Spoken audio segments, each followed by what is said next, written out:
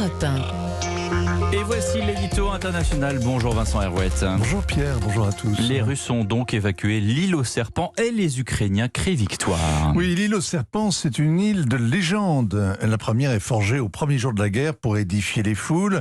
13 gardes-côtes refusent de se rendre et au navire amiral de la flotte russe qui exigeait leur capitulation, ils répondent vraiment virilement d'aller se faire voir. On les entend le dire à la radio. Ensuite, ils sont morts. Volodymyr Zelensky raconte avec émotion ce geste héroïque et donne leur sacrifice en exemple. L'histoire était bidon, qu'importe, elle a fait le tour du monde. Kiev avait besoin d'exalter la résistance à l'envahisseur pour mobiliser les conscrits et la propagande aime toujours à ridiculiser l'ennemi. 4 mois après, les Russes se replient et c'est l'occasion d'un nouveau récit édifiant. Donc on peut dire que l'ennemi n'a pas pu tenir sous la pression ukrainienne ?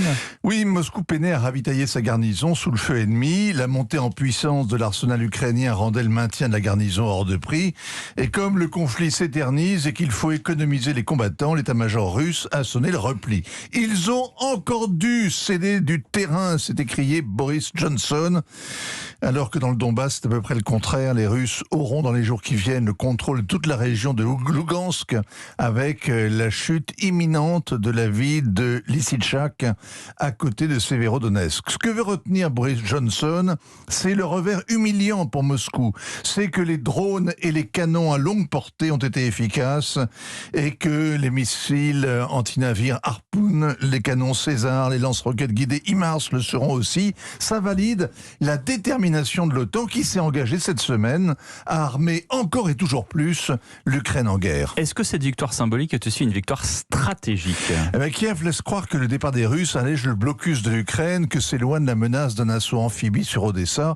La réalité est assez loin de cette imagerie d'Épinal. Les Ukrainiens ont été incapables de reconquérir les 17 hectares plantés au large de l'estuaire du Danube. Ils ont été rejetés à la mer quand ils ont tenté le coup.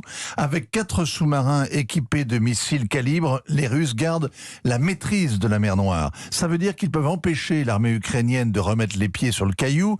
Et si les Ukrainiens veulent vraiment y camper, eh bien, il leur arrivera la même chose qu'aux Russes. Ils serviront de cible vivante aux artilleurs auxquels ils ne pourront ni échapper ni répliquer. Ça veut dire que l'île aux serpents restera une île déserte.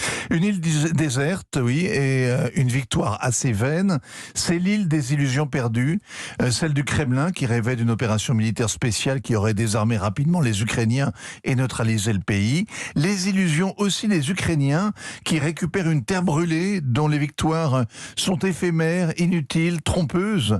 Le communiqué d'état-major russe qui annonce le repli prétend que mission est accomplie, tu parles, et qu'il s'agit d'un geste de bonne volonté. Alors est-ce que ça veut dire que le Kremlin se prépare à laisser l'Ukraine exporter ses céréales ?